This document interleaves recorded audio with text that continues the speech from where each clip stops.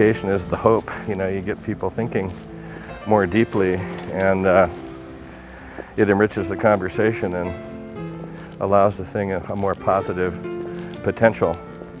Hi, how are you? I am Eric Funk.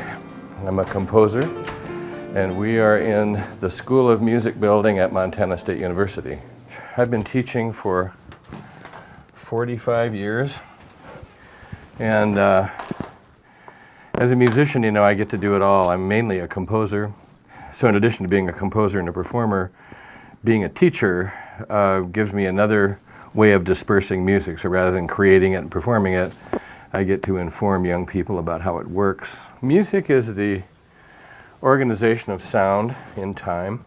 So I was really working with a musical DNA, or if you would, fractals of sound, motivic materials, and putting them through wonderful permutations so it becomes a sort of the language of the soul, language of the heart. America is a very young country. I always see it like a teenager, full of swagger, entitlement, myth of self.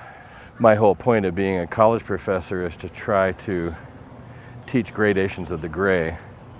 You know, and I think everything is, if it's either black or white, then you're just on one side or the other, and you're drawing lines in the sand, and the word value becomes a noun, and we argue with one another. Whereas when value is a verb, then we're wondering together. I would say freedom is the center of my whole construct. I write music that I want to write. I perform music that I want to perform. Here, I'm 15 minutes away from no fences, no people, nobody, just animals, just mountains, air, rivers. I love being out alone. I love to hunt, doing exactly what I want to do, with the only proviso that I don't violate anyone else's freedom, because I really think it's wonderful to be as free as you possibly can, but not at anyone's expense. While the Constitution or the Bill of Rights, you know, the whole concept of all men are created equal, it's really not true. People have uneven ground, and you have to kind of figure out how you're going to make all of this work, and there are ways that government programs can assist in lifting poverty, which I think is really important. Population, water, these are the big issues, the overarching issues. And I'm really curious. It seems like we left Europe, and when immigrants came to this country, to flee oppression.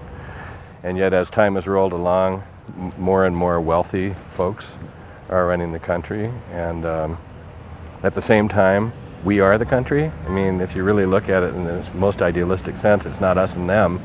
We can't really say the government as an entity, because we are it. As somebody who's a scholar, I really like to see discourse. In my critical thinking classes, students had to learn to think and speak in questions. Nobody could jump in and slam dunk the answer and be an alpha male or an alpha female and stop the conversation. They couldn't say, and that's why the sky is blue. They had to say, and is that why the sky is blue? And that buoyancy lifts the dialogue, and then you end up having a much more sane discourse, and you're more likely to unearth something that no one's thought of together, because the beauty of conversation is that you're creating a depth of field. Just like two eyes create parallax, and one eye alone doesn't see in 3 dimensions. I think many people in a dialogue can create a much deeper regard of what's going on.